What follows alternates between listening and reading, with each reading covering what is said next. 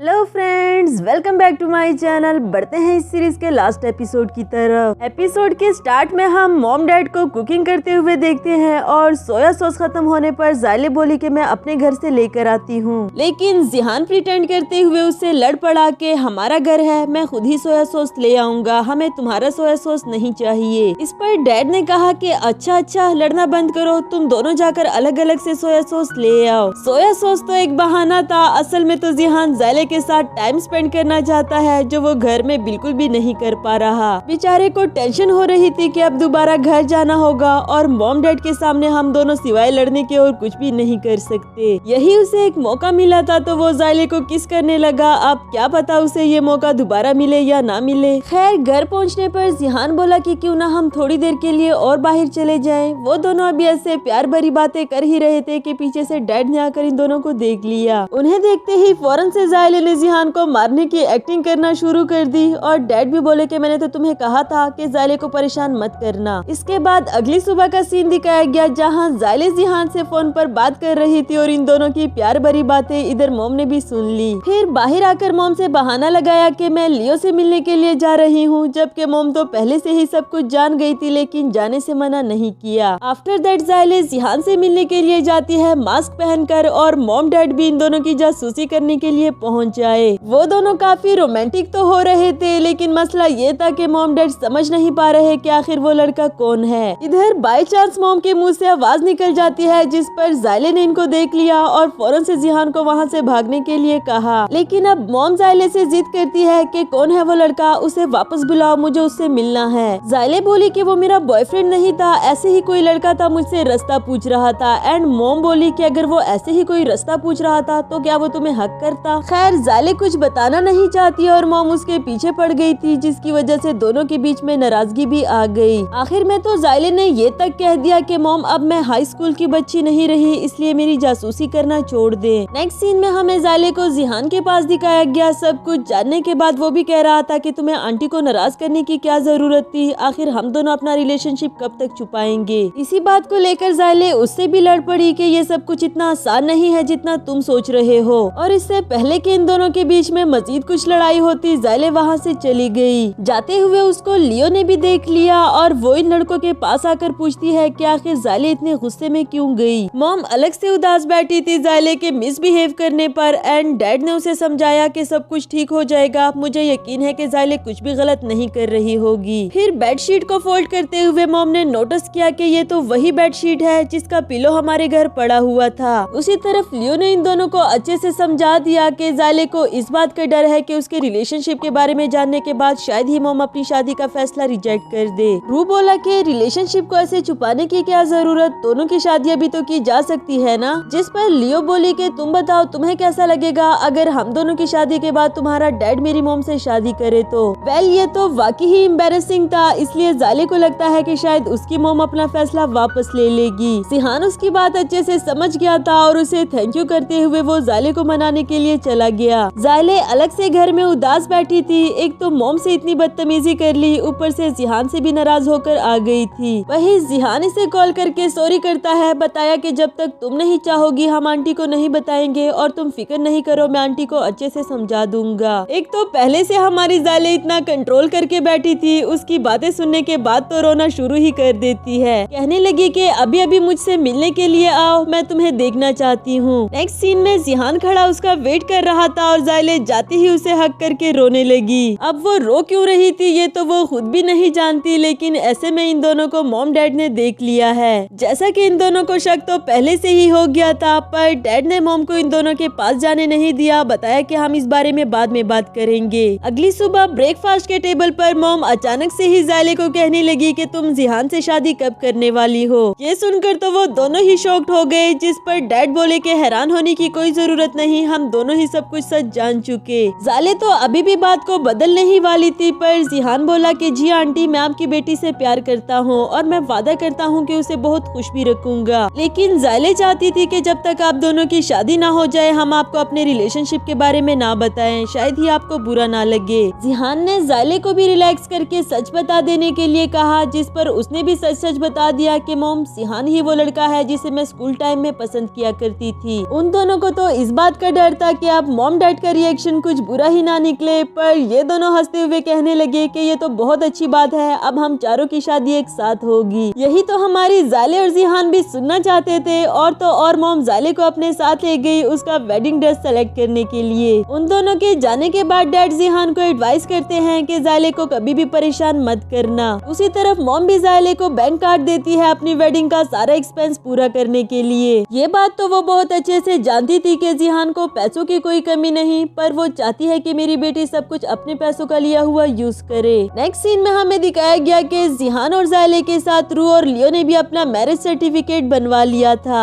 सिर्फ यही नहीं बल्कि मॉम डैड ने भी शादी कर ली है, जिससे इन चारों की खुशी तो और भी ज्यादा बढ़ गई। लियो पूछती है कि तुम दोनों हनीमून पर कहाँ जाने वाले हो, जिस पर ज़ाले बोली कि कहीं और तो नहीं, लेकिन अपने होम टाउन जहाँ मैं जिहान से पहली बार मिली थी। अगर उसे अपने हनीमून पर होम टाउन जाना था तो लियो भी उसके साथ जाना चाहती थी। आखिर वो दोनों फ्रेंड्स फॉर एवर जो थे। लास्ट में सभी एक साथ सेल्फी क्लिक करते हैं क्योंकि यहाँ से उनकी हैप्पी लाइफ शुरू होने वाली थी। नेक्स्ट सीन में पैकिंग करते हुए जिहान ज़ाले को वो शर्ट दिखाने लगा जो उसे ज़ाले ने ही गिफ्ट की थी। बताया कि इसके पॉकेट में हाथ डालकर देखो, तुम्हारे लिए एक सरप्राइज है। और वो सरप्राइज कुछ और नहीं बल्कि वेडिंग रिंग थी जो जिहान ने उसको अपने हाथों से पहनाई। बताया कि तुम लियो और रू के साथ होम टाउन जाना, मैं जल्दी ही अपना काम निपटा कर आ जाऊंगा। आफ्टर दैट दोनों किस शेयर करते हैं और अब तो रोमांस करने का लाइसेंस भी मिल गया। वैसे इससे पहले भी दोनों कुछ कम तो नहीं थे। नेक्स्ट सीन होम टाउन का दिखाया गया जहाँ ज़ाले लियो का ख्याल रखने के लिए उसका हाथ पकड़ कर चल रही थी, जिस पर वो बोली कि मैं प्रेग्नेंट हूँ, मेरी टांग तो फ्रैक्चर नहीं हुई ना। वही रू आता है लियो को अपने साथ ले जाने के लिए, वो भी साइकिल पर जो लियो की फेवरेट थी। बेचारी ज़ाले तो अकेली ही रह जाती है क्योंकि जिहान को कुछ दिनों में आना था। अब वो डॉगी के साथ ही पिक्चर्स क्लिक करने लगी। अगले सीन में ज़ाले कहती है कि मुझसे तो डिनर भी करने नहीं हो रहा क्योंकि मैं अपने हस्बैंड को मिस कर रही हूँ, पर बाद में बोली कि मैं मजाक कर रही थी, मैं उसके बगैर भी डिनर कर सकती हूँ। लियो बोली पक्का ना, तुम जिहान को मिस नहीं कर रही? अगर वो अचानक से तुम्हारे सामने आ गया तो? क्योंकि वो जानती थी कि जिहान आ चुका है, जिसने पीछे से आते हुए ज़ाले की आंखों पर हाथ रख दिया। वो भी इसे देखकर इतना ज्यादा खुश हो गई कि खुशी के मारे इसे हक कर देती है। बताया कि मैं तुम्हें बहुत ज्यादा मिस कर रही थी। नेक्स्ट सीन में मॉम और डैड को दिखाया गया जहाँ डैड कह रहे थे कि जब से जिहान और ज़ाले का लड़ना झगड़ना बंद हुआ है सब कुछ कितना बोरिंग हो गया ना। बोरिंग तो सब कुछ वाकई ही हो गया था। मॉम कहने लगी कि वो चारों हनीमून पर चले गए तो चलो हम दोनों भी अपना प्लान बनाते हैं। यहाँ से इन लोगों की ड्रीम लाइफ शुरू हुई जिसके लिए हमारी ज़ाले और जिहान ने विश की थी। रू को जल्द से जल्द डैडी बनने का शौक था और मजे की बात तो ये है कि उसे इतनी प्यारी वाइफ भी मिल गई। अब सभी अपनी हैप्पी वाली लाइफ गुजारने लगे और इसी के साथ हमारी इस सीरीज की भी हैप्पी एंडिंग हुई।